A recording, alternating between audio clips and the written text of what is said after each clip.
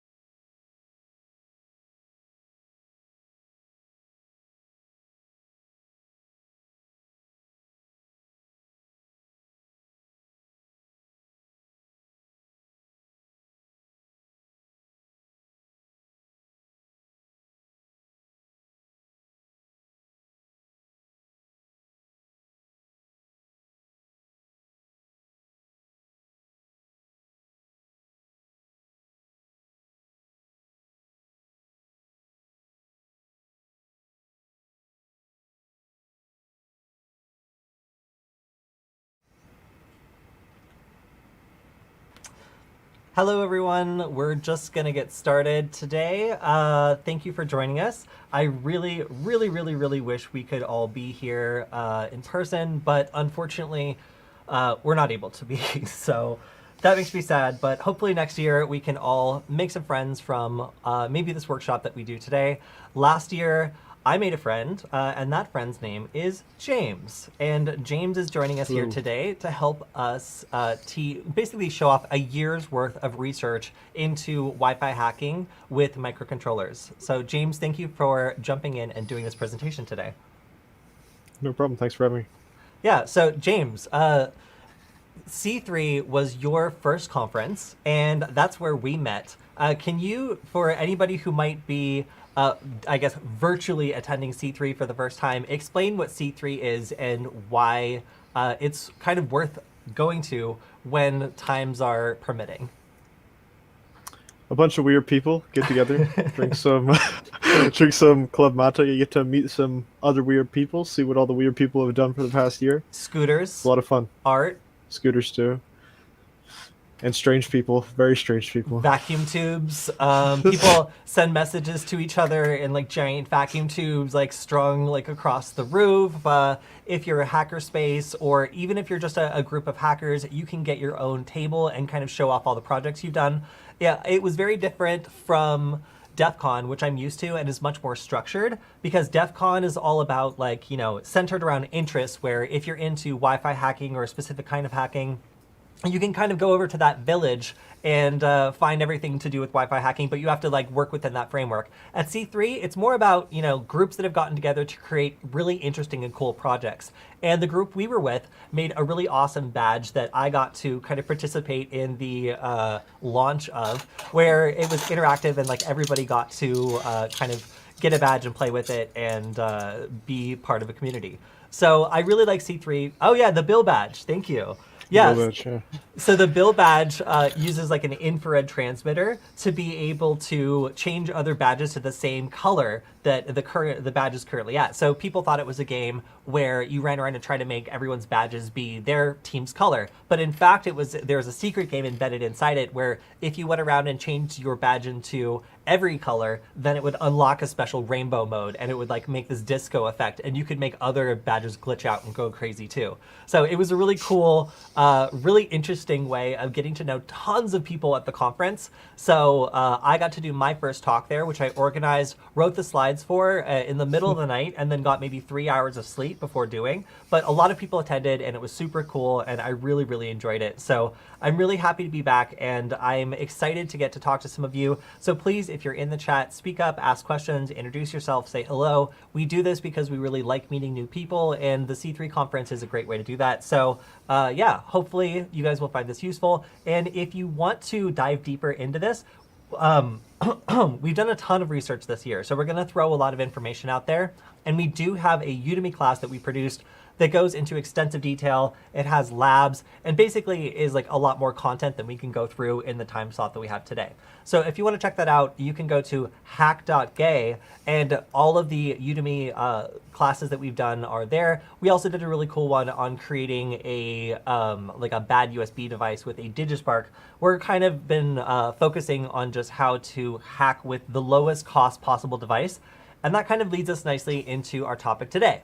The ESP8266 is a really great way to get started with Wi-Fi hacking, because unlike a wireless network adapter, you can find these things for super cheap on AliExpress or Amazon. You can buy, like me, 100 of them if you really get into this. So if you fry 1, 2, 5, or whatever, then it's not that big of a deal if you let out the magic smoke and suddenly, you know, you're back from scratch. If you do that with an Alpha wireless card, you know, you could be out like 40, 50, 60 bucks for just like a low-end one. Whereas these, you can really fry as many as you want, and it's not that big of a deal. Also, James has been nice enough to participate in making this project super easy for people to use. So on a high level, James, can you explain kind of what the Hunator is and why it's helpful for using devices like this? So the Hunator is a tool for interacting with the ESP8266 deauthor over serial, and it's made to be super easy to use, and it's cross-platform. So it works on Windows, Mac, and Linux. It's not a complicated piece of software, but it's really helpful. So you're just getting into this sort of stuff.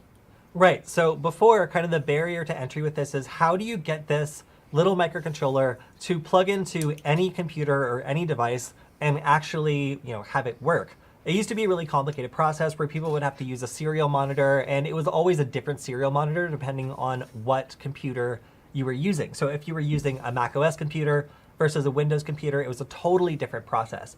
So James knows a bit of Rust and was actually able to create a cross-platform way of doing this. So now I can reliably say that if you, no matter what kind of computer you have, unless it's something really, really weird, it should be relatively easy to just plug one of these things in and just get it to work. That's different than last year. The last time I did this presentation, there were a lot of steps to get started. So I think that this is a huge advancement in making this tool useful for everybody. So I just want to say thank you to James, because this is an open source project. He did it for free. And these are the kind of contributions that make this sort of stuff more accessible for anybody that wants to try this out, learn about Wi-Fi hacking, and get into this. Maybe if they don't have, $60 to experiment with something and possibly fry this board.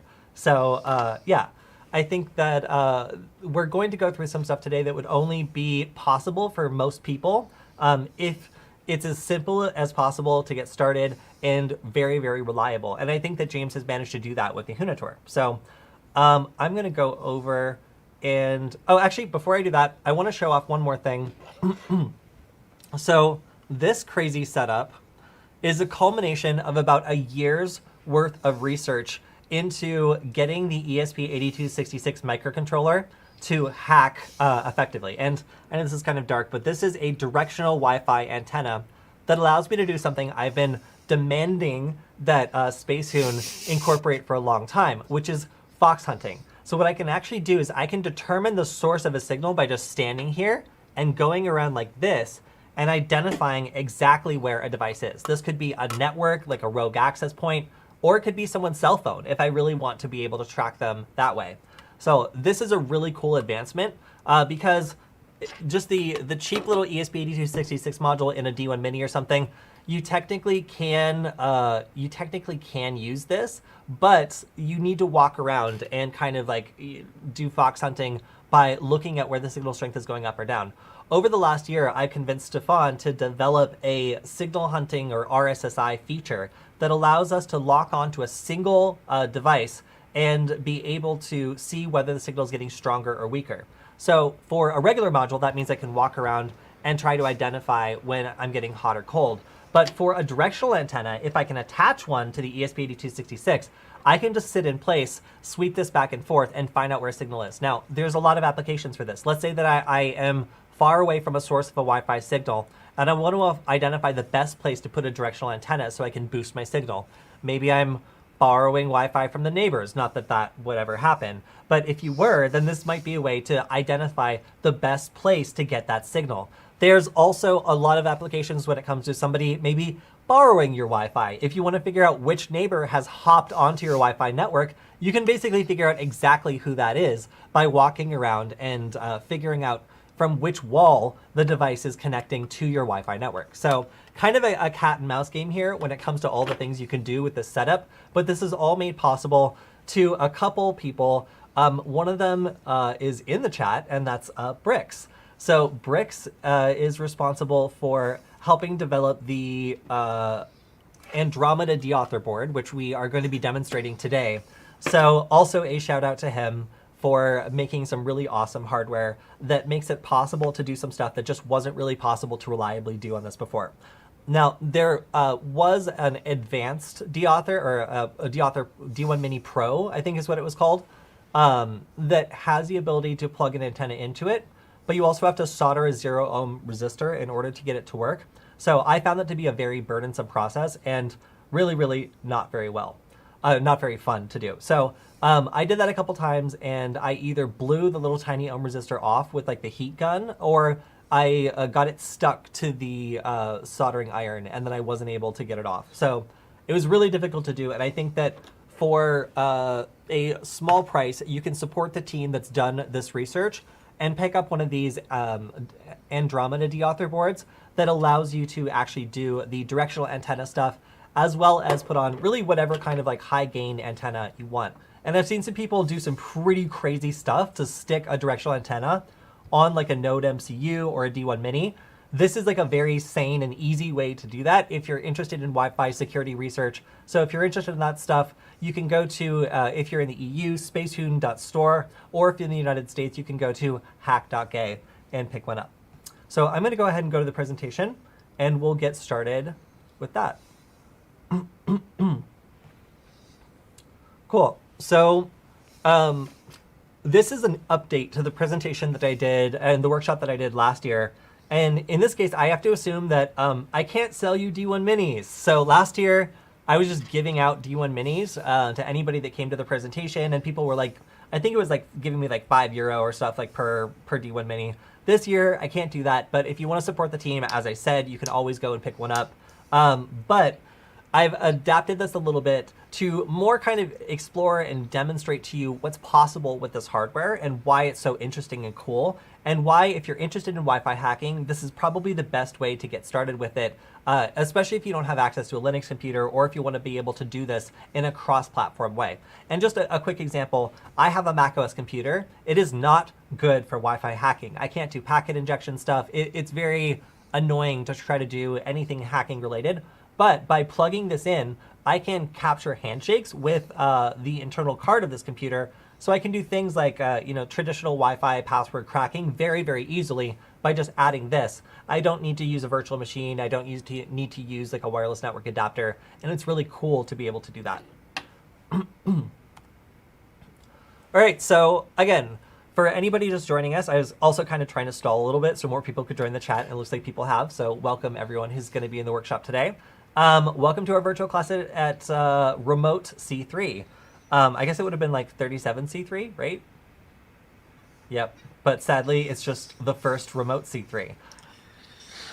So Next year. Next year, yeah. So this is how James and I met, and I'm really excited to be able to do another conference here in collaboration with Mitch and the other people at the Hardware Hacking Group, Center, Village, Organization, whatever they want to call it, area, because it's not really an area this time. But we learned a lot from them last year, and the main thing we learned was if you want to do something, if you want to teach people, just jump in. So last year, we made a bunch of really, really tacky posters in the middle of the night and plastered them all over every single wall and door coming into the area we were holding the workshop. And after we printed seriously 60 of them and just put them everywhere, enough people saw the really alarming looking fake German wording on it that I think it was Wi-Fi microcontroller breaker something. And it attracted enough people. It attracted enough people that we were able to get a pretty good crowd. So I got to meet a lot of really cool people, and they came back to our table where we were doing the Bill badge and got to learn about that too. So I found it to be a great way to meet people. So if you're ever going to a hacker conference and you have the opportunity to share something you know or teach or anything, I highly recommend it because it lets you not just be one of the spectators, but also just get to know other people that like the same stuff. And it's not that hard. I remember I was drinking a lot of, oh my God, mate while I was there, and I was so jacked up. I was kind of twitching a little bit because I'd been drinking it all night while I was preparing the slides. So I was very, very nervous to do my first presentation, but it feels a lot less nerve-wracking remotely. But either way, it's a really good way to just get in touch with other people that like hacking. So if you like this presentation, please reach out after, say hello on Twitter. There's lots of other stuff that we do, and it's great to meet other people at C3 and just on the internet at large that like hacking and are part of the hacking community. So who are we? Well, my name is Cody. I'm a security researcher at Varonis. I have an interest in Wi-Fi hacking. I really also like finding the lowest cost way of being able to hack Wi-Fi. So I'm interested in, for example, using Raspberry Pis and these little microcontrollers to do Wi-Fi hacking stuff. I'm also the host and creator of the Nullbyte YouTube channel, the Hacking with Friends live stream, which I currently do twice a week. So if you want to check that out, it is on the Security Forward YouTube channel, and or you can go to hackingwithfriends.com. And I also produce episodes on Hack5, one of which just dropped today. So if you want to check that out, we just released a episode on Wi-Fi hacking tools where we went around one of the last in-person hacking conferences that we went to and asked different hackers there what their favorite Wi-Fi hacking tools are. So if you want to follow up with some other Wi-Fi hacking stuff that is not microcontroller related, you can go ahead and check that out because it was a really interesting conversation with a bunch of really great, cool hackers. Oh yeah, and you can always follow me on my Twitter at Cody Kinsey. My GitHub is Skikar, and my Mastodon is also Skika. And then James, take it away. So I'm James. I didn't write that second bullet point, but that goes along with the kind of imposed identity of Howdy Burgers that's been placed on me by Cody over the past year. But I'm a computer science student and software engineer, so that's what I do kind of most of the time. But in my spare time, I try my best to pretend to be a hacker, and I do some open source stuff like the Hunator. And at C3, I mostly mess around with the Pixel Flute. I'm sorry, you own the Pixel Flute thoroughly. Not quite, but Every time I looked up, hopefully one day. every time I looked up, you were representing us somewhere on it. So I was very proud of it. And for anybody who doesn't know what that is, can you explain what that was? So in like a physical C3, it's the there's a projector pointed at a wall, and it's hooked up to a server that you open a TCP connection with it, and you send a pixel coordinate and the color for the pixel. So you try to form images like that, but everybody's fighting you to try and form images as well. So you have to send the pixels as fast as you possibly can and as many times as you possibly can. So it's pretty competitive, but a lot of fun. There's actually a virtual one this year, which I've started playing around with a little bit. So. That's excellent. I remember it was you were directing so much traffic at it that they started like banning IPs and like limiting it, and you really had to start getting creative with like how you're able to take that over. I don't know that was me. I hope that wasn't me. But okay, there's no evidence it was you, but yes. Not saying it was me. But yeah, it was really cool to also see you get to like get involved with the rest of the group and just become part of the hacking community. Because before, also for anybody who wants to know the origin of this nickname, James finally had never been to a hacker conference before. Like all these like weird, strong personality people were like bossing him around and like trying to show him this like big ass conference. And then he finally like let his guard down and like told us a story about how like moving from Texas and like some like mean British kids like called him Howdy Burgers, and that was the nickname that we proceeded to call him for the rest of the year. So it was just a nice bonding moment where, one person shares like a personal story and the rest of the hackers are like, that's your nickname. That happened to me at DEF CON and at many of my other jobs. I'll share that when I first worked in security, my nickname was Hot Pants because I once attended an entire meeting when a can of pepper spray exploded in my pants. So you never know how you're going to get a nickname, but you just know when it sticks. Very nice. All right, so this is a question we have to go over at the beginning and we'll probably touch on several times.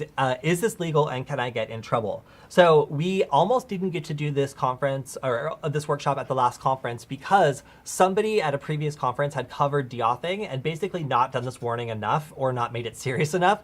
And whoever had attended the workshop just went off and started deauthing everything at the conference. So it caused lots of problems with all these like art displays and other things people had worked really hard on. So they took a very negative view to deauthing because of all the disruption it can cause, even in the hacker community. So in virtually every country, it is illegal and a crime to attack a network that you do not have permission to test. So James, can you give an example of something that would be illegal to use the deauthor to do?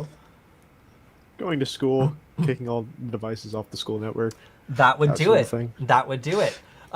Interfering with the school's ability to provide education to a bunch of kids would probably get you in a lot of trouble.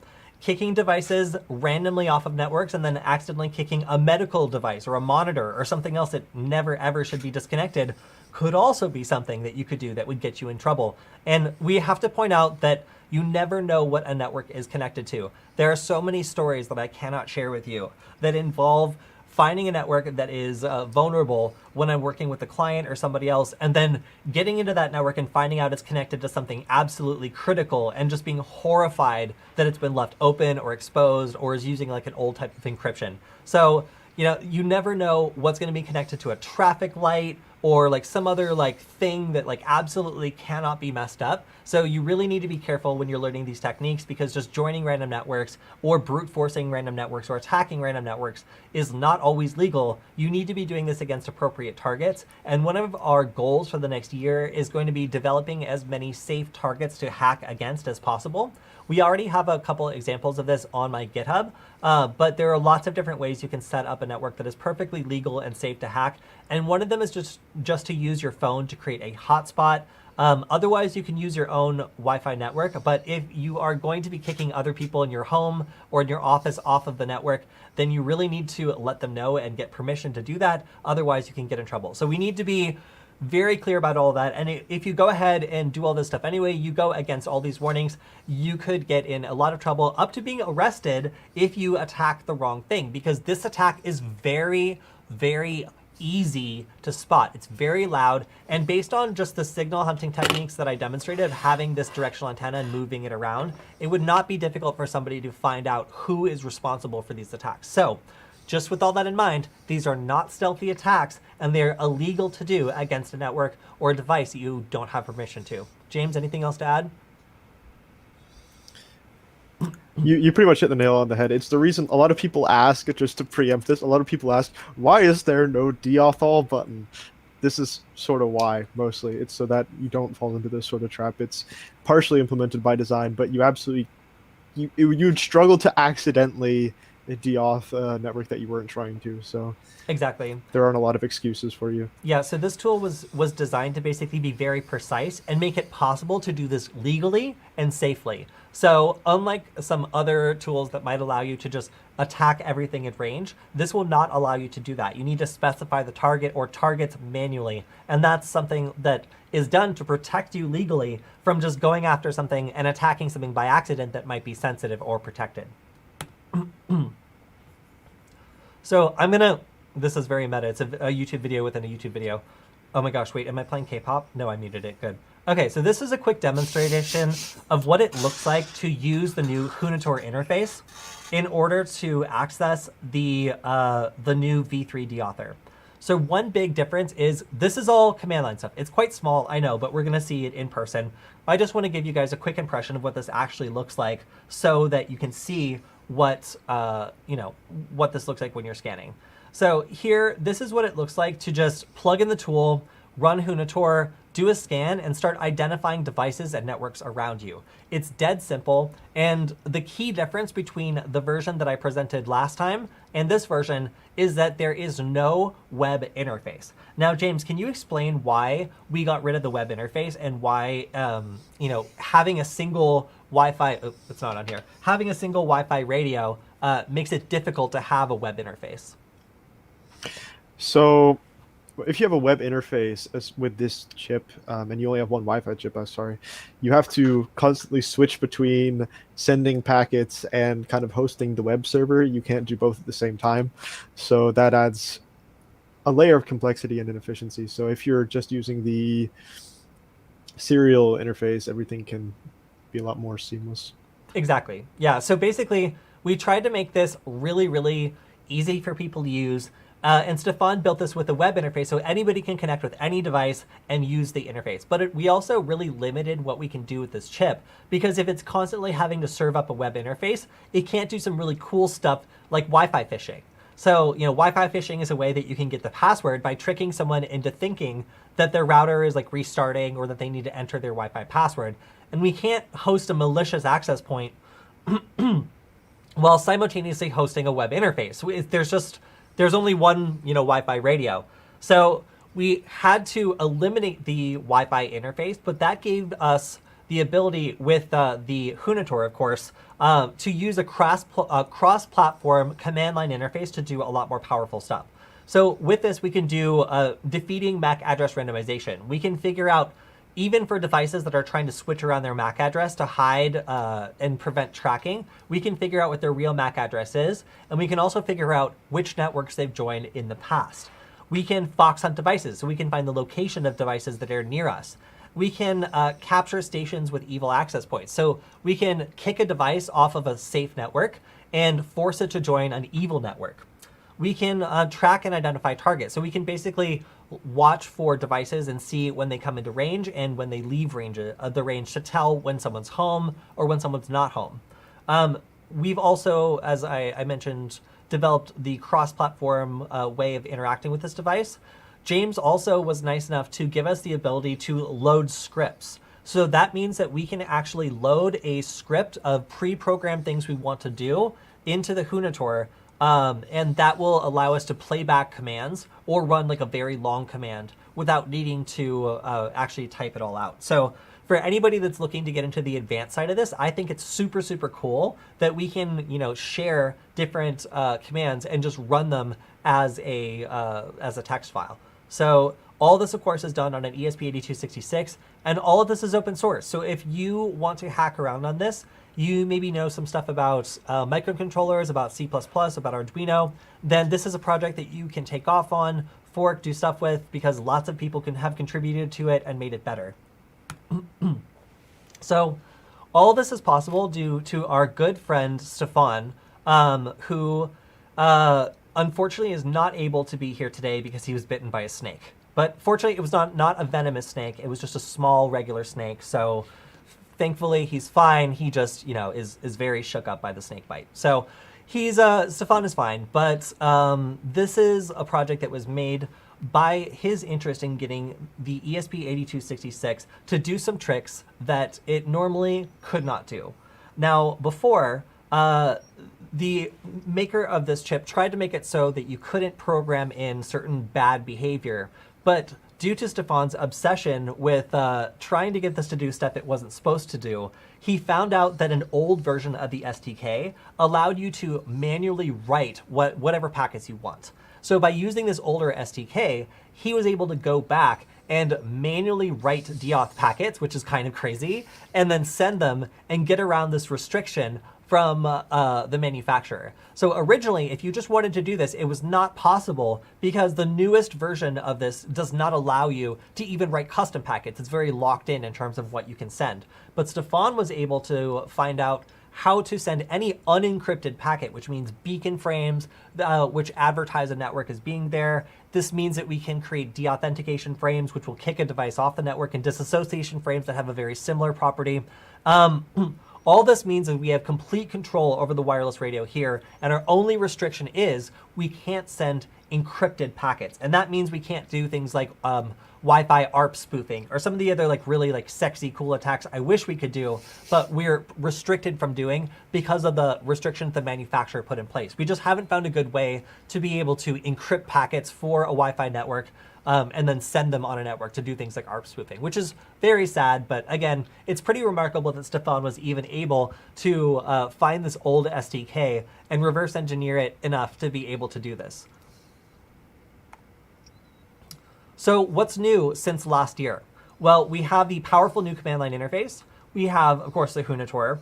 We have more attack options to basically go after specific devices or networks. So one thing I really wanted to build into this, and I spoke to Stefan about, is making it easy to find maybe a suspicious device or a target device and do a lot of things to monitor it or find out information about it. Basically, how much information can I pull out of this phone using Wi-Fi signals?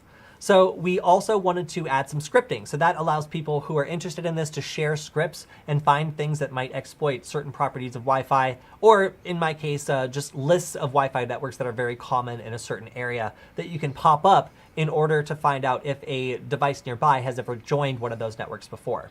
So we also built in fox hunting to make it possible to locate a device by signal strength, and also a demo mode so that I can do this without exposing my MAC address and forcing our production assistant, Michael, to blur all that stuff out and occasionally forget it and then have people send me Twitter messages telling me what my address is. All right, so one thing we got rid of is, see all this beautiful web interface? You see how pretty this is? It's gone. Forget about it. It wasn't good anyway. Just kidding. It's actually great. So if you have, if you just have the Wi-Fi deauthor watch or something like that, the V2 is still a really great way of doing a lot of Wi-Fi hacking stuff. But if you want to actually, do some of the more advanced stuff like Wi-Fi phishing or some of the other stuff we've shown off today, you really should use the V3, which is command line only. So unfortunately, the V2 does have this web interface, but the V3 does not. So the ESP8266 also can create an access point and host a website, which is really pretty cool because we can use this for phishing. It's also super easy to start. Not everything in the V2 can be done that we're covering today. So if you're confused about this, you're probably running the old version. And the conclusion about the V2 was that it was not as powerful, so we wanted to switch over to a new version. And that's kind of the main differences from the V2. So we're going to go through a very, very quick installation overview. And the first step is to install the Hunator. So James, would you mind walking people through the very, very simple installation process of the Hunator? And you don't have to go through every operating system. You can just kind of show people where they can find the information to install it. Let's switch over to James' screen. And I'll also answer some questions in the chat if there are any. Yeah, there's been some trouble, it looks like. Uh-oh. So if you go to hunator.com, HUHNITOR.com, you go and you get this nice page that Stefan set up. And this is kind of the basic documentation, but you can click on View on GitHub, and it'll bring you to the repository. So on the right hand, you have your releases, which are for Linux, Mac, and Windows. So just for Windows, I can click that. It'll download. I save the file. Open it, and Windows is angry, but there we go. So that works, and you can add it to your path if you want to run it from command line and such. And installation instructions for other operating systems are all in the documentation, so it's pretty simple on every operating system. Oh, so one thing I'm going to mention is we've run into this problem before with with our YouTube link being private. So we're playing this through the official C3 chat in Big Blue Button, but in the end, we're going to make this public. But if we do that now, it will break the stream and cause further chaos. We have done this before at the Hope Conference. So for now, we're gonna keep this just through here, but if you want to be able to check this out later, then you can go ahead and just look out on Twitter for the link, and I'll make sure that it's shared there. And we'll make this video public so that you guys can see it. It's currently unlisted, but yeah. So anyway, so the installation process for the Hunator is very, very basic. And it's not something that you really need to worry about no matter what operating system you're on, because it's been syndicated through a bunch of different package managers that make it really easy to install. James, is it on Brew, for example? Yeah, so you can install it on, I think it works on Linux. Brew works on Linux, but so you can install it on Homebrew for Linux and Mac. Can you enlarge the screen a little bit so people can see it? It's a little bit small.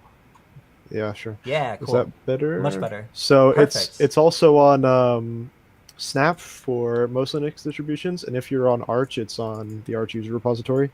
So lots of options, or you can just compile it yourself. It's up to you, but the instructions are all here. So awesome. Oh wow. I wasn't looking at the chat for a minute. We have 178 people in the chat now, so that's great. When we started, we just have been plowing through this, and when we started, we were at 4. So, we were like, yeah. Cool. So, sorry, James. Is there anything else you want to show about Hunator installation? I mean, I think this is it. And if it doesn't work on your operating system for whatever reason, the Rust compilation is really easy to do, just using Cargo. So it should be pretty accessible towards everyone, and the behavior should be pretty stable across all platforms. We've tested it on Windows, Mac, and Linux, I think. So cool. Can you run it? Should be good. And just reveal. I feel like you should. Reveal Can I run it? Let's find out. I ran it, but I can't actually plug anything in because I don't have USB ports. Yeah, that's okay. But yeah. So ideally, you would start this, and then you would plug something in, and it would automatically detect the serial port or COM port if you're on Windows, so you don't have to worry about finding out what that is. It just detects changes. So all good stuff. Yeah, so James, you're very modest, but really what James has done here is eliminated two of the biggest pain points we had with getting this started. So when we were trying to teach this, I would have to be like, oh, you're using a Mac. Okay, you need to go into terminal and type ls/dev/su**, And then based on what pops up, you would select like one of those, you would copy one of those port names into a different command. And like people who have never done this before, we get lost in like the third step. Because it's confusing, you know, honestly, like you're using two tools to do something that one tool could do. So James literally wrote a tool that okay, two conditions. If you have this already plugged in, when you run the Hunator, it will list the different ports that are there and you can select it from, you know, just a numbered list. Super easy. If you just run the Hunator and then you plug in the ESP8266 base board running the dauthor, it will automatically detect it and just run it.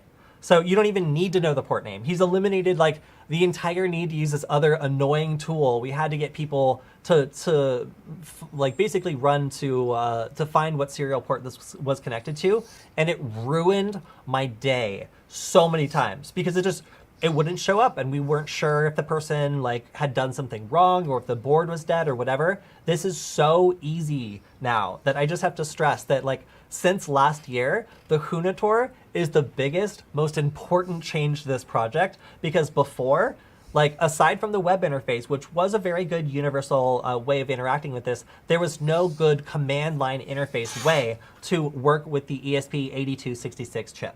So like this is a major development and has been made to just make this more accessible to beginners and people that want to get started. So Rust is a very cool language.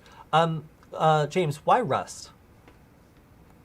Rust because A, I'm a bit of a Rust fanboy, and B, it's really easy to kind of compile on a lot of different operating systems. So one of Rust's big things is that you can keep things consistent across everything, cross-platform, and you don't need you don't need a framework like .NET or anything like that. So it's really easy to get running, and as you said, the whole kind of goal is lowering the barrier to entry so that everybody can use this.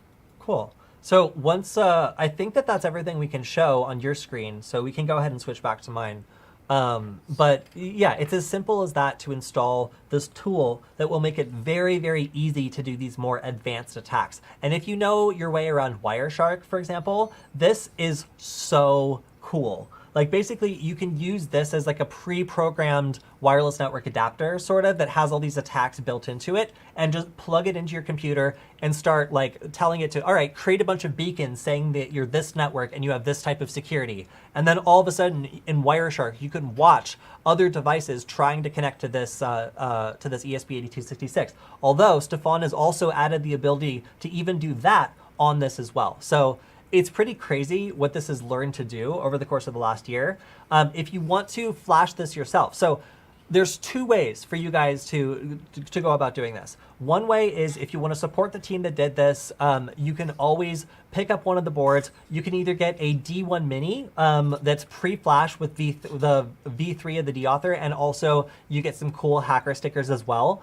You can grab that from hack.gay or hackerinterchange.com, whichever is easier for you to go to. Or if you're in the European Union, you can pick up the Andromeda dauthor, which is the cool custom version, which is right here. You can pick up one of these at spacehoon.store. Yeah, so again, United States orders I'm going to be doing because I live in the United States, and EU orders Stefan is doing. So, oh, sorry, the second way. I got carried away. So the second way of doing this is you can go buy your own. No guarantees it will work. No guarantees that it'll be like the right version of the D1 Mini or whatever, but like this should work across like a Node MCU, a D1 Mini, any ESP8266 based development board. Very, very easy to find. They're very cheap. So if you already have one of these lying around and you want to try it out, we're not going to make you pay for an open source project. That's stupid. We're just hoping that enough people will be interested in supporting us and checking out some of the really cool features we built into the custom hardware that they'll actually buy the board and will be able to keep doing the research. So if you want to do this by yourself, then of course you can just pick up one of these boards on Amazon, on AliExpress if you're willing to wait for like a month and don't care that like, you know, some of them might be crushed. But you can just load the firmware manually using the ESP tool. So on pretty much any computer that has Python 3 installed, you could just run pip3 install ESP tool, or just pip install ESP tool. And in Linux, you can do apt install ESP tool. In macOS, you can install it via Homebrew with brew install ESP tool. And this will allow you to flash the most recent firmware that Stefan has developed to this microcontroller. And we used to show you guys how to like open the file in Arduino and compile it and add the board, and it was so complicated and annoying. We basically completely removed all that this year. So this year, we're just saying install ESP tool, and we're going to just flash this board over manually.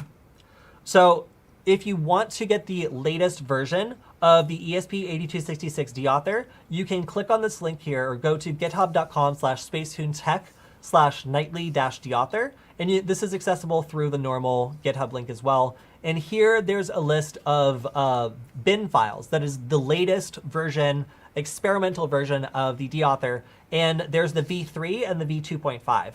The V2.5 is the one that has the web interface, and the V3 is the one that is the development special sexy version that we're talking about today. You can download this, and then, going back here, oh, it's in a cursed format now. Oh no, okay, it's back.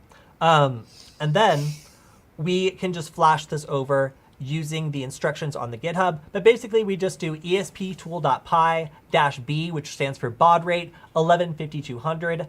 -p, and then we need to put in the port that this is connected to. And James, do you know a good way to get the port number of one of these ESP8266s? Maybe on like any operating system? Oh, you know, the Hunator? Oh, you know, the Hunator. So yeah, you could run the Hunator, and that will tell you what port this is connected to. So that's usually how I do this. So then we type write_flash 0. That's like where we're going to start writing. And then the bin file. So we just, in my case, I'm just going to drag and drop the bin file, the location of the bin file that I just downloaded from GitHub. That is all you need to flash this over and get the latest version. Would it be disingenuous to not show them? I feel like I should show you guys.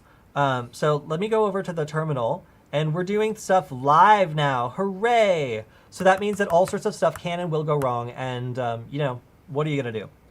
So, all right, so in my terminal window, which I'm going to make very large for all of you, I'm going to run the Hunator, and I can see that the current deauthor that I have plugged in is this wacky thing right here. Now, sometimes I find that this doesn't, the formatting might be a little off for whatever reason. I don't know why, but I'm just going to verify this by typing, this is how you find it on a macOS computer, ls/dev/su*. Wait. Oh, wait, no, sorry, I'm still the Hunator. Ha! ls dev su, and I can see this is what I need to copy. So I think this looks like, oh, no, it's not the same. So, okay, James, do you see the difference between these two? So, yes. Yeah, so this little difference means that if you're trying to flash over, it actually won't quite work. So if we wanted to maybe have this displayed slightly differently, I don't know what the difference is, but I know that if I tried to flash this over, it wouldn't quite work. So, all right, so if I want to flash over the latest, if I wanted to flash over the latest version of this, then what I can do is basically just take the instructions that I had before. I'm gonna, I thought I had this open. So esptool.py-b, you know, okay, I thought I had the command saved. I'm not gonna go all the way through it, but trust me when I say that,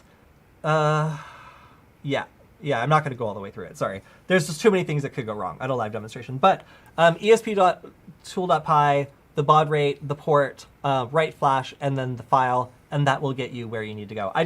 I feel like I'm going to flash this and it's going to corrupt the device, and then I won't be able to do the rest of the demo, and I've learned now, so I'm going to try cautiously here. Okay, so opening Hunator, you just type Hunator. That's pretty much it. It's and also I see we can type welcome, and it'll give us the current version of the Hunator. Is that of the Hunator or the deauthor? That will probably be the deauthor. Okay, cool. If memory serves me correctly. All right, so I'm going to type Hunator. I'm going to select option number 3, and then welcome. There we go. Okay, cool. So what you just saw was the entire process of me connecting to the the interface of this device. And I'm right now plugged into the custom Andromeda deauthor board that Brix and other members of our community have helped to develop. But it's as simple as that to just go ahead and get started. And in fact, Stefan has even implemented the start command, which will literally help you just go through a walkthrough of most of the main features that are supported with the new version of the deauthor. So it's a really good way for you to just begin learning how to use this tool, even if you don't know the exact commands already. So I really like that. I think it's very beginner friendly, and I'm thankful that he's put that in there to get people started. So we've already gone through the Hunator. I'm going to skip through this. We have a little, again, shout out to James. So again, thank you to James. And the different commands we're going to go through for the basic usage are the chicken command, of course, the start command, ram, and help. So these are all very basic commands that give you information about the device itself. So of course, the chicken command is one of the most important. Oh, and if you want to exit, you just type exit. So the chicken, wait. No. There we go. I was so worried. I thought the whole thing was broken. So the chicken command, if you get stressed out, will ground you. I think that this is more like the psychological part of the project. So, you know, if you find yourself getting stressed out with all this hacking, you can just type the chicken command for one of these very affirming chickens to drop onto your screen. Big shout out and thank you to Stefan for making this one possible. Now, if you want to check out the other commands that are available, again, kind of less critical, you can see RAM to see information about how much memory is available. What are the other ones? We can also, type start to just go through the basic settings. And probably the best command actually is the help command. So the help command goes through every single possible thing you can do and shows you the proper way of formatting it, plus all the optional arguments you can supply. So, oh my gosh, my computer's gonna die. Sorry, let me plug this in. That would be. That was less than ideal. horrifying. There we go. All right, we're good. So we can do everything from beaconing fake networks to deauthentication attacks to sending out probe frames pretending to be a device trying to connect to a network. We can see results. We can see the new received signal strength attack. There's lots of great stuff that we can do that's all accessible through the help menu. And of course, we can also do the help-s. And that shows a shortened version of the help menu. So if you don't want to scroll up through like 4 pages, you can always run this in order to be able to see all the options just at a glance. So I'm really glad Stefan did that because like it's really hard sometimes to scroll through all these options if you just want to see one thing. All right, so basic commands, help, of course. Chicken is mostly for psychological motivation. Start command is for walking through. The scan command is something that is kind of the gateway to using this and will allow us to see all the nearby Wi-Fi devices. Before we do that, I'm going to make our producer very happy by using another new mode called demo. Now the demo mode allows us to basically hide our MAC address, which theoretically could be used to find our location and have annoying people on the internet who thinks it impresses me to send me my address, send me my address. So to avoid that, Stefan specifically implemented this to make it so we could show off different scans and stuff without showing too much information about the specific device. So we're gonna go ahead, we've activated demo mode, so now we're just gonna type scan. So this is a very general scan. We're not specifying the channel, and we're not specifying any other information like the SSID or like anything like that. We're just saying, or we're not specifying whether we want to find an access point or a specific device. So I could be scanning for a cell phone and all the nearby wireless networks as well in this single scan. So I haven't really told it what I want, but instead, it's done as good of a job as it can trying to find other things that are nearby and using Wi-Fi. So, okay, we can see that there's a lot of stuff nearby. We can see that one of the networks in particular is rickrolling me. So one of the exercises we're going to do today is basically tracking this device down and getting retribution, because what kind of inhuman monster would try to troll me by planting a Wi-Fi device that just rickrolls me every time I try to connect to Wi-Fi? That's inhuman, and it's a crime that must be punished. So we can also see that there's two different returns that were brought back from our scan. There's access points, as we can see up here, and these are all the nearby wireless networks, as well as the channel that they're on, the type of security that they're using, and the relative signal strength, as well as the vendor, which is really useful if we want to, for example, search for a device that's using an alpha wireless chipset, which we have as result number 1, or result number 0, because lists start at 0, of course, and or TP-Link, as we have the last one. And this can be used to identify things like Nest doorbells or Ring doorbells or like other types of surveillance cameras. You can identify them using the manufacturer. And I've also, I believe that Stefan is now allowed a filter to look for specific manufacturers, which I pushed very, very hard for to make it possible for you to do things like look for surveillance devices or manufacturers that make surveillance devices. So if you wanted to turn this into like a surveillance device finder, you could absolutely do that. So that's a basic command, but how do we do something more specific? Well, let's say that we want to hone in on a device. We have an Espressif device over here, and let's say that we're interested in learning more about it, or another device that's actually connected to a network. So if we wanted to learn more about what's connected to a specific network, then we can scan on that specific channel. So let's say we want to run a scan on channel 6. So if I do scan, and then I add an argument, I'll make this a little larger, scan -ch, and then 6. I can also specify other information like how long I want the scan to go on for, but I'm just going to keep this relatively simple. In our first scan, we only found 2 devices that were connected to networks. Now, the reason for that is because we weren't able to actually, able to linger on that channel for long enough to see everything that was there. So now that we're actually doing this, let me make this smaller because we've got so many results, it's crazy. Now we can see there's actually tons of different devices connected to this network, but before we were jumping around to all of the different available channels and listening on all of them. So we were dividing up our attention and we couldn't get a good result. So in the process of using the dauthor, it's pretty much always like first we do a scan to find out which network we're interested in, or which channel the device we're interested in is on, and then we specify the channel so that we're not wasting our time on a channel that our target is not broadcasting on. So that's a very quick introduction to how to run first a general scan and then a more specific scan, but it's very, very easy to do this. Now, deauthentication commands. Deauthentication attacks need to be used very carefully because this is the one that is illegal and can get you in trouble. So if we want to select a device from a network and we want to like kick it off the network, we can do that relatively easily. But we basically just need to make sure that we have permission to do that and specify this by its AP value or station value. So what does that mean? Well, if I want to attack a specific device, let's say this Espressif device, well, no, I'll have to attack something that's connected to a network. So if I want to, let's say I want to attack this dumb printer. We can see it's a Seikio Epson printer.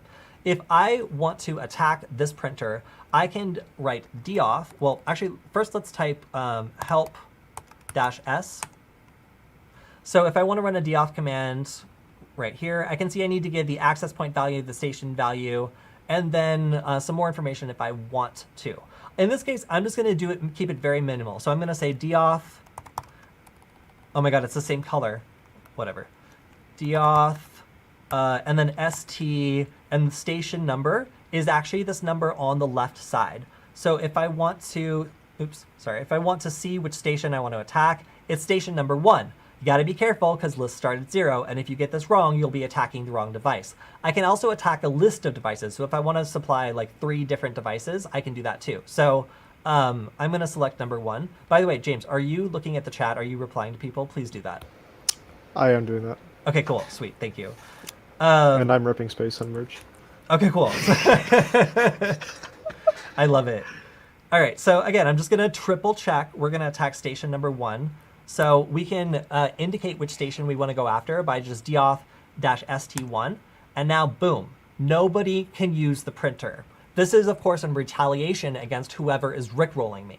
So I can, let's say that let me give a legal explanation of this attack. Maybe let's say that I'm going into an Airbnb and I notice after a scan that there's a Wi-Fi camera, and the signal gets stronger and stronger when I go into the bathroom. Let's say I don't want to deal with that at all, and I don't think that this weird spy camera should be able to connect to Wi-Fi in the bathroom of my Airbnb. Well, if I wanted to specify that device and then just make it so it cannot connect for the duration of my stay, I could kick like an illegitimate or unwanted spy camera or a malicious IoT device or even a nosy neighbor who maybe asked for the Wi-Fi password like 6 months ago and then like seems to have remembered it for their Xbox now. You can kick them off the network using this command, and these are legal things to do. Now, if your neighbor is playing music really, really loud on their Wi-Fi connected speakers, can you de-auth them and kick them off? No, because if that person knows a little bit about like Wi-Fi attacks and they're running Wireshark, they can detect you doing it. They can also use this tool right here to tell what direction it's coming from, and they can call the police, and you can get in a lot of trouble for doing that. So this is the attack you really need to be careful of. So I'm going to type stop. And now everyone in our house is able to use the printer again. Hooray! So that's a brief demonstration of the most destructive attack that the de-author has to offer. And it's generally a pretty easy way of kicking a device off the network constantly. You can also fire up Wireshark and watch this actually happening. Now, by default, this will send a mix of deauthentication and disassociation packets, so it kind of flips back and forth between the two. But if you want to specify that you only want deauth packets or you only want disassociation packets, you can study the effects they have on specific devices if you want to, because you can manually specify that as one of the arguments. Which I think is really cool. And you can see that it's the last argument right here, -M for mode. You can select deauth, disassoc, or both. So now let's go on to the beacon command. James, do you know what a beacon is?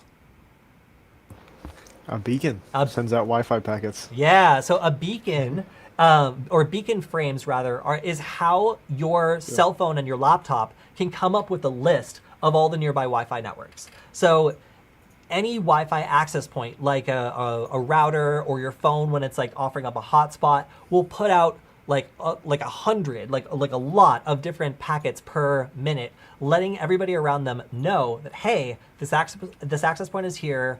It has these properties, it has these speeds, and it's using this security. So it basically is creating two things. It's creating the ability to appear on people's little like Wi-Fi scope so that they can see it nearby. So it's a way to like put, for example, a really annoying message on someone's screen, as is currently happening to me.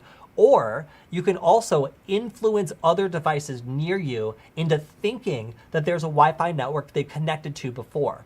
Now, what that causes is an automatic reaction. It causes the nearby device, like again, a laptop, a cell phone, whatever, to attempt to join the network. And if it was like a coffee shop network, like an open network, they will actually go ahead and join that network without telling the user, especially if we were to encourage that device to disconnect from a friendly network by deauthing them, which we can do simultaneously. So a particular attack we can do with this is we can beacon a network and then watch to see which devices are trying to connect. And that will give us a lot of information such as, hey, if this is a school network, we know that that person has been to this university and connected to their network before. If it's a corporate network, hey, we know this person is an employee of this government contractor. Interesting news. The fact that you can I did a presentation for NASA's Jet Propulsion Laboratory where I created a JPL detector where anytime an employee walked by, the light would turn red. And it was just because it was creating the networks at JPL. It was beaconing the networks at JPL. And anytime one of those scientists walked by, their phone would try to connect to the network. So this gives us a lot of really cool special powers when it comes to Wi-Fi because we can influence devices nearby into thinking there's a network that's not really there. And if it's a really common network, for example, Starbucks Wi-Fi, James, I have a question. If I were to take my phone, connect it to a VPN that goes to Japan, and then go to like a really crowded concert, pre-COVID, of course, and turn on my phone's hotspot with the name Google Starbucks and no password, what do you think would happen? devices would try to connect to your phone. They wouldn't try to connect, James. They would actually immediately connect if they had ever connected to a Starbucks network before. Because the phone is like, oh, sweet, I don't have to use cellular data. I know this network. I know that name. Got to be safe. So then, James, you know what would happen to everyone's web pages when they loaded? Your phishing site? No, it would be in Japanese. Oh, sorry.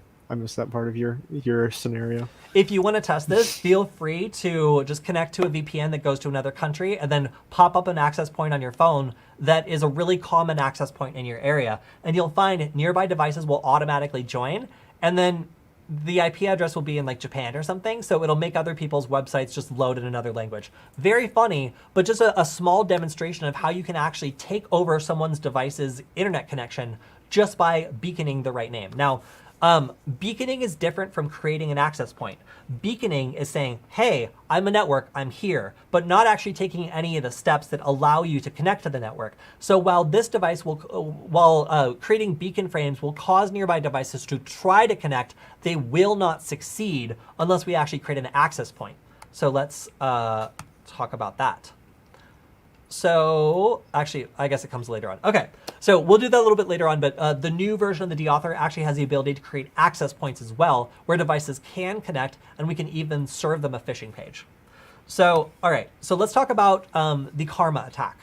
So if we want to take a look and see what devices are actually like creating, well, all right, how do I explain this? So the probe command doesn't have a lot of uses, to be honest with you. But one thing that is useful is finding devices like Hack5 hacking tools that are automatically executing the Karma attack. Now, James, do you know what the Karma attack is? I am not familiar. Cool. All right, I get to explain it. So, all right, so one attack that was developed early on in Wi-Fi was when a device nearby is beaconing out saying, or when it's sending out what's called probe requests, where it says, hey, is this network nearby? A hacker device would just instantly respond and say, hey, sure, I'm that network, join me right now. And it basically just sits there and waits for nearby devices to call out and say, hey, is this network I joined recently still there? And it will just automatically start an access point that has that network name and will try to lure devices into connecting to it. It's very, very sneaky. So we can actually detect devices that are doing that by sending out these probe requests, by basically pretending to be like a smartphone or a printer or whatever that's trying to connect to this network. And if there's like a Hack5 device nearby, like a Wi-Fi Pineapple, it will actually start creating the access points that we're sending out probe frames for. So it'll hear our Wi-Fi deauthor being like, hey, I'm trying to connect to Starbucks Wi-Fi. Are you still there? And it will just pop up Starbucks Wi-Fi in response. And that's how we can catch hackers that are nearby using, for example, Hack5 gear or the Karma attack to maybe target our Wi-Fi or do sneaky stuff. So this is more like a counterintelligence attack. It's like kind of specific. So it's not really as useful as the other ones, but it's still kind of cool. So, okay, now we're going to go into the crown jewel. We're going to go into the RSSI, or the fox hunting. And this is something I asked for such a long time. So what we're going to do today is I'm going to unplug my deauthor, and I'm going to add a directional antenna. So a directional antenna means that we're going to be able to just move this around in order to find the source of the signal. We don't need to walk around like an idiot anymore, playing hot and cold to try to determine where it is. We can just stand there like a very smart person and just move this back and forth in sort of a parade wave to find the source of the signal. Again, we could find out which one of our neighbors has cracked our Wi-Fi and connected their Xbox. We could also find the best Wi-Fi the best position in our house to put our Wi-Fi antenna to get access to our neighbor's Wi-Fi for our Xbox. It really goes kind of both ways. So I'm going to go back to my terminal window. I'm going to go back into the Hunator, select option 3, and then I'm just going to type help-s. And first I need to do a scan. So I'm going to type scan. Oh wait, no. Okay, well, there we go. All right, so I'm going to run this again. No! Stop. There we go. Okay, so I'm going to run this again. No! It's just, James, it crashed. I've never seen so many errors before. Fake news. Yeah. Flawless program. Okay, there we go. Exit. All right. Let's try this There again. there is an update that's ready for the Hunator. I just need to merge a bunch of PRs and test some stuff. But soon new features. Soon. Okay, all right. So now we're Boom. scanning again in demo mode. And what I want to do is try to find the network that has been trolling. So I'm also going to make sure that the antenna is plugged in properly. And sometimes you'll also find that by scanning on different networks, you get different access points. So let me stop. If I type scan AP instead of just scan all, then sometimes I'll get like different networks. Oh, and I can also specify that I don't want to go into networks that don't concern me. So if I want to do scan, and then I want to do -ch, let's say 1 through 11, then I'm not going to be on 12 and 13 and 14, which like don't really apply in the United States anyway. Okay, there we go, finally. So after a couple of scans, I was able to identify this evil network that has been trolling me. And I can see that it's operating on channel 1. So James, what do you think the next step would be after we identify the channel that we're looking on? Scan that channel specifically. That's right. So we're going to type scan CH1. And just confirm, yep, here we go. Never going to give you up. And we can see it here. So now we're going to do the RSSI command. And again, we have now connected this fancy directional antenna, this is just an alpha wireless antenna that I put a great sticker on, which also we have at our store on hack.gay. And if you want the sticker, we don't sell the alpha wireless antennas. You get that yourself. But we do have the Andromedas.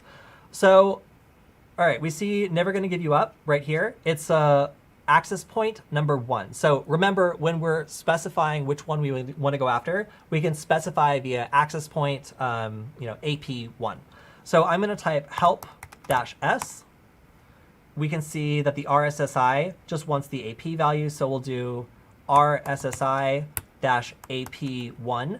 And then what else does it need? Time to refresh, the channel. Oh, right. So we want to make sure that this is on channel 1, because otherwise we won't see very much information. So I'm going to type CH1, and then what else? Oh, and we can also do the update time. So the update time allows us to determine like how fast the screen updates, or how many times it refreshes per second.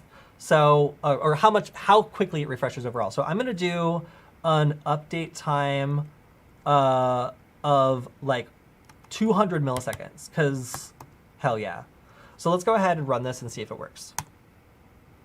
Cool. All right, so it's working. So I'm going to go ahead and lift this up, and you can see on the left side, we have the average signal strength for that reading, as well as a little bar. And then on the right side, we see how many packets we've received. So if we only see 1 or 0 packets, it means we need to slow down the refresh time. And I'm going to make this a little bit bigger.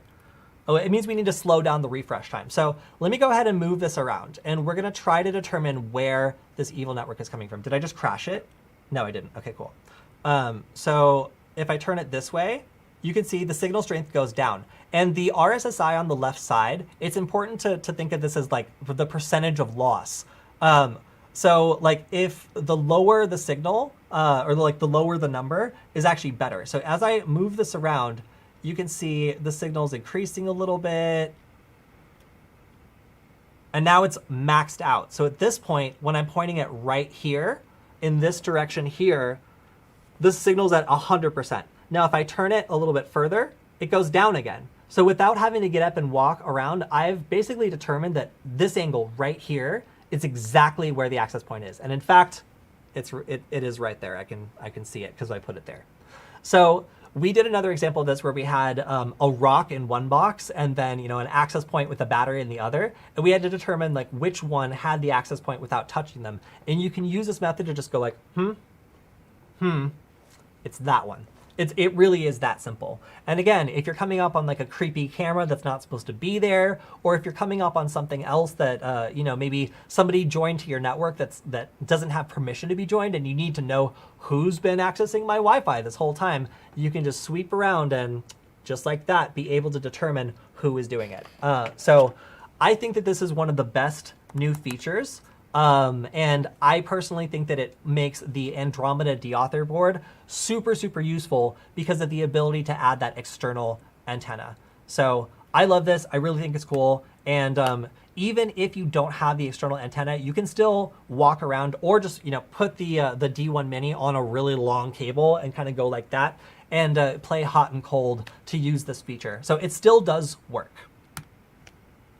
So there's some other signals intelligence attacks we can do to determine patterns of life or other information about the person who owns the device. And what I mean here is we can figure out things they've done in the past, like going to a school, being a member of a particular organization, by which Wi-Fi networks they've joined. And we can actually pull this information out of their phone using a couple different methods. So we're going to go ahead and demonstrate the access point, which is something we haven't done yet. And here I'm going to go ahead and type help-s, and I'll make it a bit smaller. Ugh. Well, that's not how you spell help. There we go. Oh, it's still terrible. Okay, that's a bit better. So we are going to be looking for the AP command. So the AP command's right here. And this is basically how we're going to create a fake network that is different from a beacon because it's actually possible for a device to join. So let's say that I want to know if anybody here has been to Fuddruckers. This is a very popular restaurant in the United States. In fact, it's our national restaurant. So I'm going to go ahead and type AP and then SSID. And then I'm going to say, in quotes, Fuddruckers Wi-Fi. And then I can also specify if it's a hidden network or if it's not a hidden network. I can specify the channel, which will be channel 1. And then I can also specify if I want there to be security on it. So in this case, I'm not going to specify because I just want to create an access point and keep it really, really simple. But I can also do that if I want. So let's see. See if that works. Okay. Oh, wait. I forgot something. So now I'm creating an access point, and if I were to do a scan, I would see that there is actually an access point here, and any device nearby that is ever connected to Fuddruckers Wi-Fi is going to go wild. So if you were in Europe, this would almost be like an American detector. So I'm going to go ahead and press stop because I forgot to do one thing, and that is to monitor as well. So I think it's -M. And actually, I don't see it in the instructions, so that's kind of... Oh, wait, it's because I'm doing the short version. Let me run the big boy version. Help.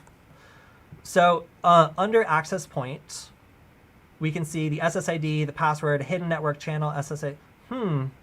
Okay, well, whatever. I think I remember that it's -M for monitor. I think. Nope, it's not that. Maybe it's -A. SSID random. Well, it seems like the most updated version of this actually might be missing a feature that I was trying to show off. So what I'm trying to show off is the ability to watch for devices trying to join a network. So let me see if it's documented anywhere else. Beacon. I guess I can show it off with -M. Oh, okay. Let's do this with a beacon. So I can do the same thing with beacon. So I'm going to do beacon. Well, let's do help -S. So for beacon, we'll do SSID, Fuddruckers, Wi-Fi. Then we need... Sorry, Spacehunt just chimed in on Discord. He said auth command, apparently. I don't know if that's of significance to you. Oh, it's totally of significance, because that's exactly what I was looking for. Yeah, tell him that I hope he recovers from the snake bite. Let's see. Oh, yeah. Snake bite. Yeah, remember? That's why he can't do the presentation today. was because of the snake bite. So I'm going to make The this snake bite. an open network. So ENC is encryption, so open. And I don't need to specify that, but I am. And then also -M for monitoring. I'm just going to double check that. I want to make, we're doing all this live, you guys. So there's going to be things that go wrong. We're just trying to make sure it works. Off. Okay. So it's working. All right, so let me explain to you guys what I just did because it was kind of a tangled mess. But what I'm doing now is I'm creating an access point called Fuddruckers Wi-Fi, and I'm looking out for devices that are trying to connect to it. So let's say I am a greedy fat American hungry for Fuddruckers, and my phone is wildly excited to find a Fuddruckers in the middle of Europe. What are the odds? So right now I should be broadcasting a tempting, enticing Fuddruckers access point to anyone nearby.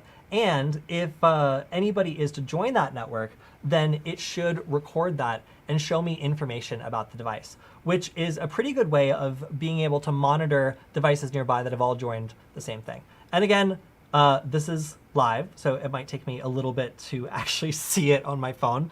I can also, in order to speed up this process, if I know which network a device is already on, I can create an access point that they'll see more quickly by making sure to create it on the network that they're on. So if I really wanted to do this, I actually probably should have done this on channel 6. All right, so I finally see it, and boom, the finale. So you can see that I am now getting the real MAC address of this phone because it is dropping its fake MAC address and trying to connect desperately, I might add, to Fuddruckers Wi-Fi. Now this does two things. Whoa, calm down, buddy. This allows me to track that there's somebody that's been to Fuddruckers here. So I know that in the past, a Fuddruckers employee or patron is nearby, critical information, but also I can tell information about that person's device, the manufacturer of the device. It allows me to actually get that device to connect to me. So if I'm a hacker and I want a list of different networks that will cause someone's device to connect over to me so I can serve them like a phishing page and get their credentials, I now have the ability to force their device to connect to my fake network anytime I want. That's pretty powerful. Because if you think about it, that list of networks, and see, my phone is going ham on this network. It really, really, really wants to connect to Fuddruckers because automatically your phone will connect to any network, or will try to connect to any network that has the same name and security type as a network that it's connected to before. And that's a big deal for us hackers because it means that we can capture your phone and learn where you've been. So let's say that you're some fancy defense contractor. If I know the name of your internal employee access point, I can not only basically determine when you're nearby, but I can also capture your device and maybe serve you a phishing page. So forcing a target to connect to an evil access point is a pretty involved process. And I don't think we're going to do this live. I'm just going to show you guys the steps of doing this so you can see how easy it is, because frankly, it's very, very, very, very easy to do this wrong. But one thing that we can do is if we find a device that's connected to an access point, and we've already taken the first step of finding another network that device trusts, that it'll automatically switch to, we can just do a scan, find the device, and then simultaneously kick it off the network while also creating an access point for it to join at the same time. So if in this case, I've aliased it as well. You can alias devices to give them a name that's easy to remember. It's just another way of keeping track of all these devices as you're scanning them.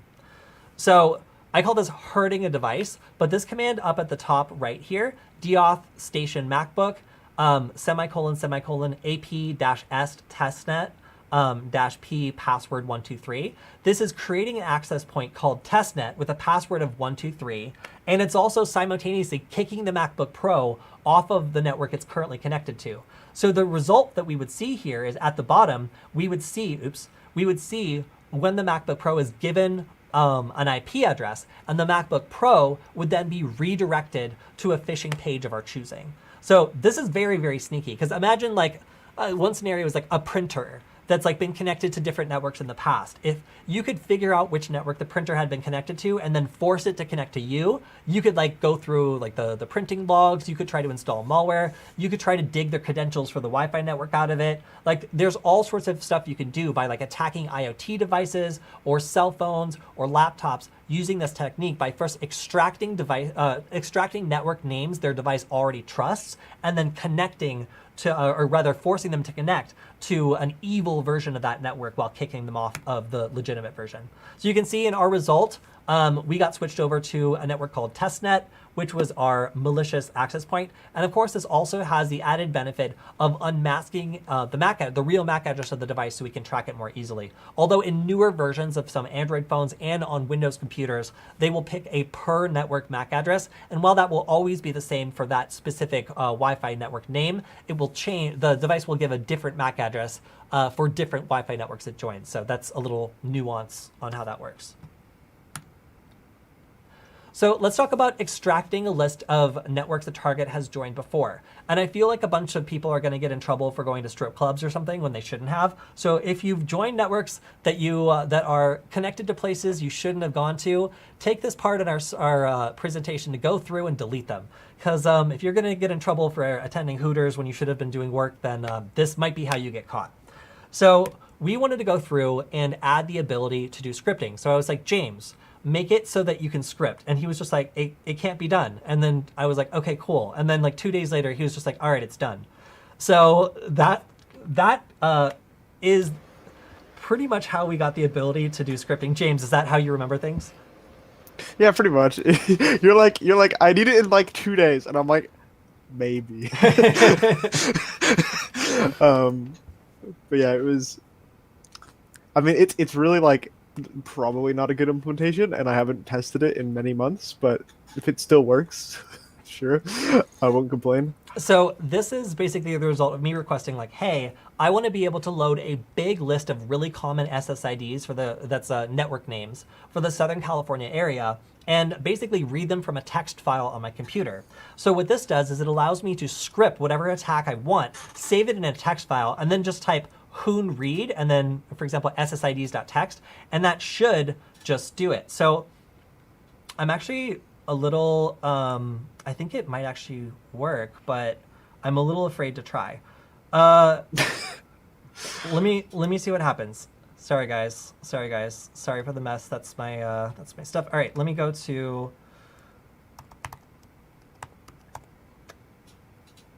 Is it still here?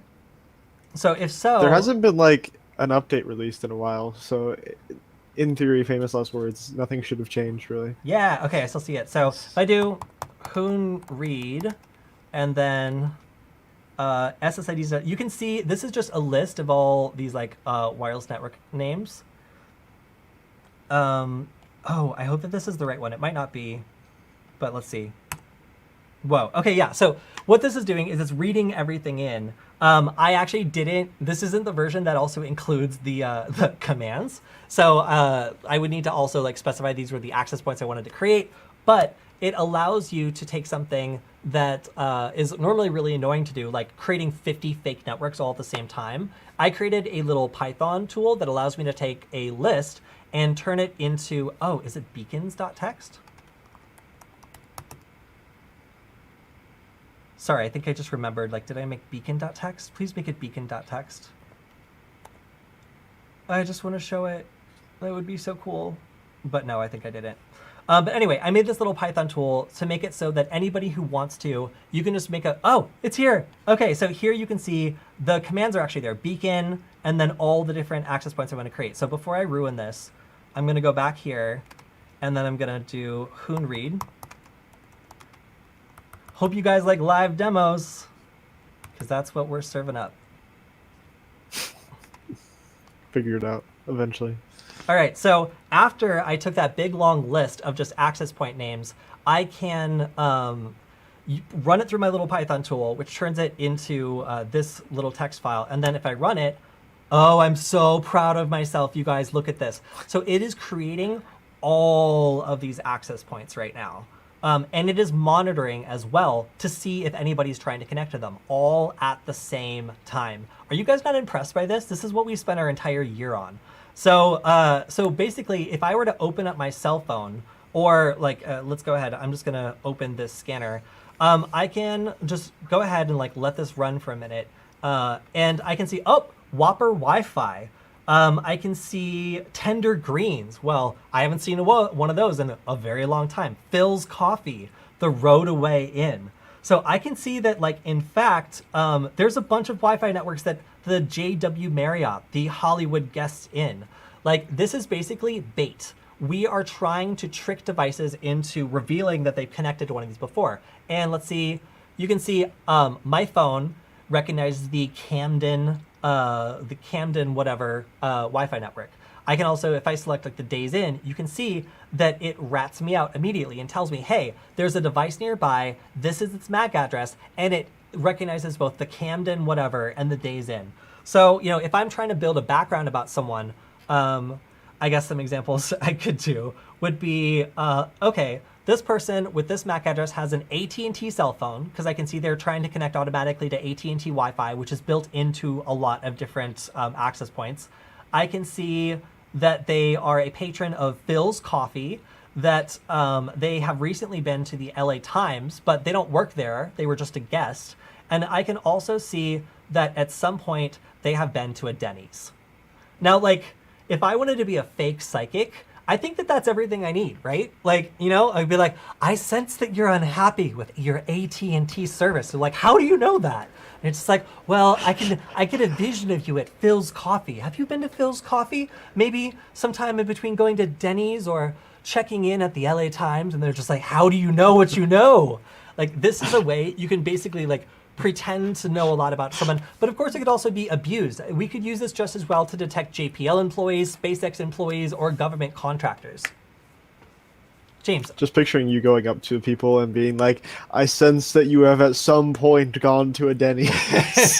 Like, expecting people to be amazed. My favorite is I did this presentation in a room and it's just like, raise your hand if you've recently been to the Grand Canyon, and one girl in the back is just like, how did you know? And I was like, and you stayed in the Days Inn, huh? Was it nice? And she's just like, what is going on? You can kind of convince people that like their phone is actually giving up more information than it really is with this technique. So for like a human, like a sort of just tricking people kind of way of going about this. Like, one way of social engineering is just using this information to make people think you know more about them than you actually do. So you should check this out, because your phone is vulnerable to this. Nobody's phone is immune to this unless you go through and delete every extraneous Wi-Fi network. So a lot of the development that we have been doing the last year has been exploiting these sorts of behaviors in various Wi-Fi devices to give us more information out of the phone than you're really supposed to be able to get. So breaking privacy and security has kind of been what we wanted to do. And this is the gargantuan command that we loaded up with 3 words: Hoon read, and then the location of the file. Those 3 words, I guess, are all that we need to compress a really, really, really big command like this one into something that's super easy to do. So that's why I love this for beginners who are getting started with this. You know, if you want to take a list of Wi-Fi networks in your area, run them through my little Python tool if you're lazy, and then just like end up with this really easy to script result that you can do through this cross-platform tool. It's a great way to be able to learn attacks that other people have scripted and then put online, or save your favorite attacks so that you don't have to constantly retype them. So yeah, and again, we can now see where someone has been. And this is really useful information, but again, we're only gonna see networks that we are creating. So for a long time, phones would beacon out the last like 5 networks they had connected to, which was a really bad security practice. This and manufacturers realized this was such an invasion of privacy, they made it so that phones no longer do this. We're basically rolling back the clock, and this is kind of like an active karma attack, where we're putting out so many fake networks that the odds are devices nearby will have connected to at least some of them if they're super common. So that's pretty much the extent of our planned demonstrations. Also some planned features and updates. maybe like me sleeping for one, but that's not what this is. So weight, sleep, and monitoring are actually now all implemented. So when I originally did these slides, they were not, but things move pretty quickly. So you can now do the sleep function, which allows you to pause between commands and run things concurrently, which is really cool. But the biggest update to this is that Stefan is working on an ESP32 version of our Wi-Fi attack platform that has a lot of the advanced attacks here, but a lot more horsepower, storage space, compatibility. It has native Bluetooth, or sorry, native USB. There's lots of upgrades that the new ESP32S allows you to do when it comes to Wi-Fi hacking, and just making this a really simple process for everyone. So look forward to next year. We'll hopefully be presenting on an entirely new platform for Wi-Fi hacking that is based not on the ESP8266, but on the ESP32S. So I'm really excited about that. It took a lot of work for Stefan. Again, may he recover from his non-lethal snake bite. And where I'm really, really looking forward to helping through a lot of badgering, guide the development of the next version of this platform. So some other stuff that I've thought that I would like to include is adding phishing pages that are a bit more detailed. We have a section that we've cut out just for time and the fact that it's very kind of elaborate, that allows you to pop up a phishing page where you can get someone to type in whatever you want. And we want to make that customizable so people can easily load up a phishing page and be able to try it out and see how realistic it looks. We also, and this is my personal thing that I want to be able to trigger a script when a certain device is nearby. So if I have this plugged into my computer and I want to run a Python script on my computer to maybe lock it down or unlock it or whatever I want to do, I want to be able to use this through the Hunator as a trigger to do something when a certain device is in proximity to the receiver. So we also want to be able to load bigger lists of fake networks, which is definitely going to happen with the ESP32, but also you can use the beacon spammer, which can load substantially more fake networks if that's what you want to do. That's how I've done a lot of my research. And eventually I also want to redirect people to a Grabify or Canary token tracking link so that we get all this information about them, and then we redirect them at the end so that once they get their normal connection back, they get redirected to a tracking link that tells us, for example, like their carrier, their IP address, and all this other information about that individual. So lots of other stuff we could add to this attack platform. But I'm frankly just really impressed with all the stuff that Stefan has made happen with the help of the community for such a small, cheap little microcontroller to be so useful. So yeah, I'm very, very happy with how this project has gone. So thank you everyone for attending. I'm going to jump into the chat and we'll do a brief little Q&A where we try to answer some of the questions that have come up. If you want to check out the class resources, I have included the slides here at this link right here. If you want to buy a board and you're in the United States, you can go to hackerinterchange.com or just hack.gay and you can buy it there. If you want to buy a board in the European Union, and again, this is the fancy Andromeda D-Author board, but we also sell pre-flashed versions of the D1 Mini if you want to support our group and also get a couple really great hacker stickers. One of the saddest things is that we don't get to exchange stickers this year. So anybody who orders during C3 is going to get a bunch of extra hacker stickers that we picked up from C3 last year that we have in a giant bucket. So if you're feeling sad, you can pick up a D1 Mini and get a bunch of hacker stickers as well. You can all, of course, always follow me on Twitter at Cody Kinsey. You can check out our upcoming workshops at our meetup group, which is Cyber Weapons Lab LA. It's not really LA anymore. It's just everywhere because of the pandemic. We don't even live in LA anymore. And of course, if you want to check out the full version of this class where we go through stuff that we couldn't fit into this version because it's just too much, you can check out hack.gay, and we have a couple Udemy classes that go through using the V3 D-Author, as well as a couple labs, examples, code, everything. And of course, we appreciate it. Both we and Stefan make money every time someone takes the Udemy class. So if you already have your own board and you want to support us, you can always take the Udemy class, and we very much appreciate that as well. I'm going to go ahead and go back to the big blue button and start answering questions. James, do you have anything else to add? No, I think my chat is broken. I think I was replying earlier, but I think I may not be able to see stuff right now. Not sure what's going on. But no, I think you hit everything on the head, really. Yeah, so I see a couple people talking about the ESP32 versus the ESP8266 and also 5 gigahertz. James, does the D-Author support 5 gigahertz? No, that's a hard restriction of the ESP8266 and I think the ESP32 as well. So currently there is nothing available from our group, and I don't think anything planned from our group to support that because the producers of those chips, I don't even think they make a 5 gigahertz capable chip right now. They do But not. they've talked about it. They've talked about it, but no hard dates for that yet. Right. So there is some hope on the horizon because we've identified a Texas Instruments chip that does support 5 gigahertz, but compared to the ESP8266 or the ESP32, it is quite expensive. So like, it kind of it just brings the price up on this, and also the price of development up substantially to support 5 gigahertz. But it is a problem if you're dealing with, for example, a device that supports 2.4 or 5 gigahertz, and then you just attack one of them, then the current implementation of the D-Author cannot do anything with 5 gigahertz. So that is a restriction just of the hardware and the fact that these microcontrollers are just currently not made for 5 gigahertz. And that's why you see most IoT devices don't support 5 gigahertz because they're based on these chips. So that's why they're so affordable and so reliable, because they've been in so many people's hands that the documentation is very, very clear. It's easy to use them, and lots of people have worked on them, so they're very well understood. But some of this other stuff is just like quite expensive to develop, so that's why 5 gigahertz hasn't been implemented.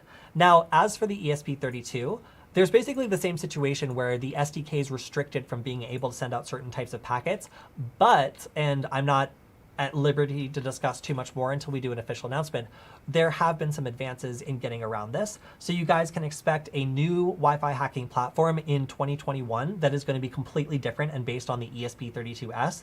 And it's very exciting. Again, I wish I could tell you guys more, but Safan's not here. If he was, not recovering from his non-lethal snake bite, then I'm sure he would tell you all about it. But unfortunately, we'll have to announce that later. But just a little tease on the stuff we're working for. Again, no 5 gigahertz, but it will support native USB and have the ability to do a lot more because of the increased horsepower and storage space. Cool. So if anybody has any other questions, if anybody has questions about the antennas, by the way, this is a directional panel antenna, but we've even tested a like a giant Yagi antenna with this, and it works quite well. You need to make sure you have the right male-to-male, or I think it's male-to-male adapters for these to make sure that they plug into the alpha wireless antennas. But for the average Wi-Fi antenna you'll buy on Amazon, the adapter that this comes with works perfectly. So yeah, I found that this is great for signal hunting, or it's great for broadcasting a weird network, a really long distance. And this antenna was relatively cheap and very easy to use. You can also use a massive omnidirectional antenna if you really just want to boost the signal. There's lots of cool stuff you can do with this when it comes to putting on a directional antenna and using the ability that Brix has allowed for us by adding the quick change option on the ESP8266. Ah, yes, James has one as well. So yeah, I also just want to point out that the RSSI feature, the fox hunting feature, is still probably the newest feature that's been implemented, aside from the demo mode, which is supposed to sometimes hide our MAC addresses. And this is something that is really cool. I encourage you guys to try out, experiment with, give us feedback on, because it has not really been done before. And it was really, really cool to be able to be part of the development on that. Because I feel like for teaching people about Wi-Fi hacking, being able to track down a device is probably one of the most fun things you can do, like Wi-Fi fox hunting. So being able to teach people how that works and do a little demo with friends or something where you can track down a device, I think is a great way of using this little tool in a practical fashion. And also you won't get in trouble. Oh, one more thing that's on the roadmap. So something that we're working on is being able to use these ESP8266s as reactive targets. So we want to make sure that you guys can try out Wi-Fi hacking without getting in trouble by simulating access points, simulating handshakes. There were a couple things that came out of C3 that I didn't get to feature in this presentation, and one shout out that I have, if I still have it up somewhere, I hope I do. Is Firefox maybe? Nah, I lost it. One thing that I will slowly try to find is the ability to simulate a Wi-Fi handshake on a single ESP8266 device. Now, what that means is when Stefan and I were at C3 last time, I asked him if, not my screen yet, Michael. I asked him if it was possible to simulate traffic from 2 different devices on a single ESP8266 by just basically playing back traffic that we captured beforehand. So we found out that actually it is. And all right, you can switch to my screen now. And a little shout out to Stefan for creating, I call this the Hamshake injector. This is a file that you can load up on the ESP8266 just the same as you would any other firmware, and it creates a handshake, and you can actually go ahead and crack this. And I'm giving away the password for it. The only downside to this is that if you want to change the network it creates and the password, you basically have to recompile the entire thing. So this is kind of like a one-off game that Stefan and I worked on to just show off how you can create what looks like traffic from 2 different devices and create an actual crackable Wi-Fi handshake with a single ESP8266 device. So if you want to practice Wi-Fi handshake cracking, which you currently cannot do on the ESP8266, we are not able to capture a handshake yet. But if you want to practice Wi-Fi password cracking, like on your MacBook Pro, which can capture handshakes but can't do deauthing, then you can just go ahead, load this up on an ESP8266 and let it play, and it will play a Wi-Fi handshake every couple of seconds. So it's a really cool way to get started being able to crack something if you only have one device, because this is usually you would have to have an access point and a client connecting to it, and this is one way that you could get around that. So another way that you can do this is another project that Stefan and I worked on. So let me see if I can find it on my GitHub. So the Wi-Fi Duel is a solution that's a little bit different. If you guys want to create a Wi-Fi hacking target that is actually able to be changed easily, then you can just connect 2 ESP8266 boards together, and then over a serial monitor, just send them the access point name and the Wi-Fi password to create. And it'll go ahead and change the network name and password it's using. Now, what this is actually doing is it's using one ESP8266 to create an access point, and then it passes the information over serial to the second one, which then joins the access point every 30 seconds or something. So what that does is if you're doing like a Wi-Fi hacking game, it lets you generate a handshake that you can easily change the password of if you want to, like very consistently without doing any deauthing. And a lot of people get mad about deauthing because it can cause a lot of disruptions. So Stefan and I have been dedicated to trying to make sure that there's tools out there for people to practice Wi-Fi hacking without getting in trouble. Now, the ultimate game that we created, which is actually featured on the recent episode of Hack 5 that was just released today. So if you like the Hack 5 channel, check it out. We just released a new video on there today about Wi-Fi hacking, so it's kind of good timing. But the Chicken Man game is the ultimate game that we all worked on together, of course, named after Stefan. This is a game that allows you to hack access points, get points, and actually keep track of who's winning with a LED strip that keeps track of who's winning the game. And this is an example of when we actually played it with a bunch of people. It was really, really cool. Again, this is for another presentation, but it was a very, very cool game. And also you get this chicken banner that is seriously not messing around. So this was an awesome project in getting access point, basically making safe tools for people to practice on that will not get them in trouble. You can, deauth all you want in the Chicken Man game.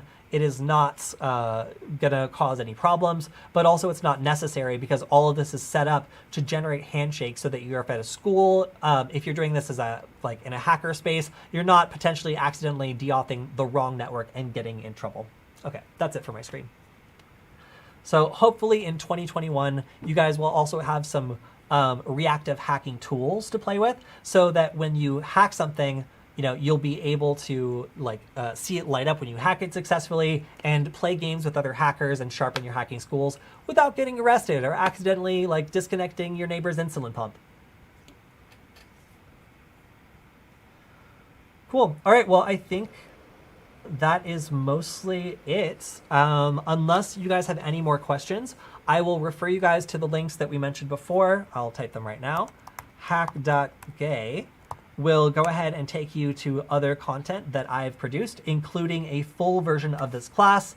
And if you want to check out other stuff that we've done, yeah, make sure to follow me on Twitter. And yeah, thank you. I think that my chat also might be broken because I'm not seeing my own chat update.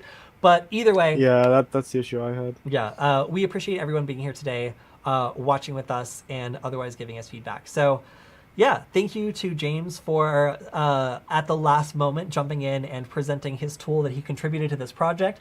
Thank you to everybody who's on the chat now, watching with us and participating in the community. And again, we do this so that we can meet other people. If you have ideas for this project, if you want to jump in, preferably, and contribute to this project, or if you just want to keep in touch with us, then you can do so on Twitter. And we were very, very happy to get to present to you guys today. So thank you. I hope you have a great rest of your remote C3 conference, and hopefully we will see you in person next year.